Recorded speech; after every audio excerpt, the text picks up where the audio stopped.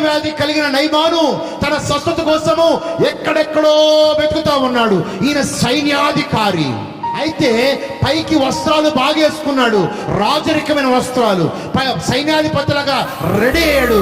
కానీ లోపల కుష్టు వ్యాధి ఉంది. ఆడుతున్నాడు విడుదల కోసం, డబ్బిచ్చి ఎతుకులాడుతున్నాడు, పేరు ప్రఖ్యాతులతో వెతుకులాడుతున్నాడు, కానీ ఎక్కడా దొరకలే. అయితే ఒక ఆయన ఉన్నాడు షోమ్రోను దేశంలో, ఆయన పేరు ఎలీషా. వెళ్ళని ఒక చిన్నది సాక్ష్యం చెప్తా ఉంది. నీ కుష్ఠవ్యాధి పోతాయా, నువ్వు అక్కడ ఇక్కడ ఎత్తుకుతున్నావు, అక్కడ నీకు దొరకదయ్యా.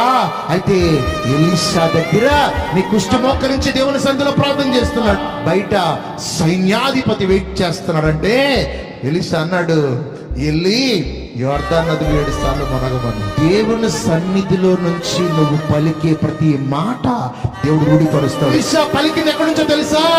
దేవుడి సన్నిధిలోంచి. యోర్దాను నదిలో ఏమీ